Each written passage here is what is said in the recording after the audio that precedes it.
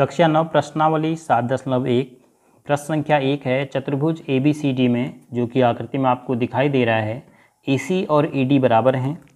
AC और AD बराबर हैं, ये चिन्ह बता रहा है आकृति में। और AB कोण A को, जो AB ये रेखा है, ये कोण AB को समद्विभाजित करता है। तो AB रेखाखंड ने इस कोण को समद्विभाजित किया है, तो यह कोण इसके बराबर है, अर्थात CAB और DAB बराबर है।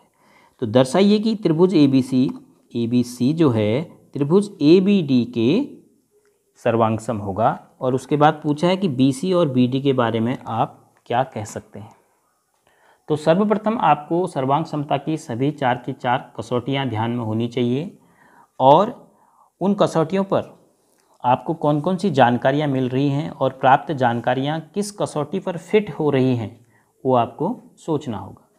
तो जैसे यहाँ पर अगर हम इन दो त्रिभुजों की बात करें, त्रिभुज ABC और त्रिभुज ABD, तो इन दो त्रिभुजों में देखो एक कोण इसके बराबर है, एक तो कोण पता है, एक भुजा बराबर है और एक बीच की भुजा देखिए AB, ये दोनों तरफ शामिल है, ऊपर वाले त्रिभुज में भी नीचे वाले त्रिभुज में। तो SAS जैसा देखो आपको दिखाई दे रहा है, इस भुजा बीच का कोण भुजा, भुजा बीच का कोण भुजा। तो SAS सर्वांग समता कसौटी यहाँ पर लागू हो सकती है। तो अब किस प्रकार हम इसको लिखेंगे, हम लिखेंगे त्रिभुज ABC एवं त्रिभुज ABD में जो जानकारी आपको पता है, जैसे आपको दिया है, पहले ABC लिखा है तो ABC के ही भाग लिखेंगे। AC बराबर AD ये आपको दिया था, तो इसलिए आप लिखेंगे यह हमें दिया है। उसके बाद कोण CAB बराबर DAB, कोण CAB बराबर कोण DAB। ऐसा क्यों कह रहे हैं, दिया है कि AB जो है कोण A का समद्विभाजक है। AB कोण A का समद्विभाजक है, ऐसा भी दिया है आपको। आप लिख भी सकते थे कि ऐसा दिया है, लेकिन आपने और स्पष्ट कर दिया कि AB कोण AB का समद्विभाजक है।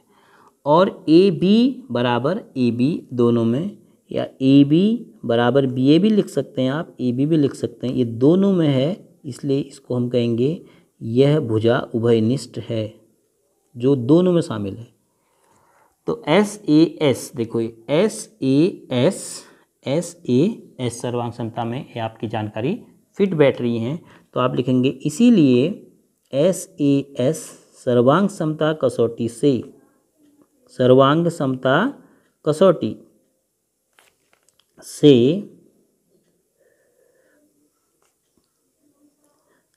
त्रिभुज ABC, तो आप अपने मन से लिख सकते हैं त्रिभुज ABC सर्वांग सम त्रिभुज। अब आप थोड़ा सा ध्यान से लिखेंगे कौन से कोण की जानकारी है, A की, तो A के लिए A आएगा, A के स्थान पर प्रथम स्थान है तो A ही आएगा। फिर उसके बाद देखो AB किसके बराबर है, AB के बराबर है, तो यहाँ पर भी B ही आएगा, क्योंकि तब AB के बराबर है। AB का स्थान तो फिक्स हो गया क्योंकि A कोण को प्रदर्शित कर रहा था। अब AC बराबर AD, AC बराबर AD तीसरे स्थान में आएगा ABD। अब पूछा है कि BC और BD के बारे में आप क्या कह सकते हैं। देखो यहाँ से BC और BD संगत भुजाएं मिल रही हैं, क्योंकि आपने सही लिखा है संकेत, तो BC के संगत भुजा क्या है, BD है। तो क्या कह सकते हैं, आप कहेंगे BC और, अब चूँकि लिखा है तो हम पूरा लिख देते हैं, हम क्या कह सकते हैं, BC और BD संगत भुजाएं हैं, संगत भुजाएं हैं और दोनों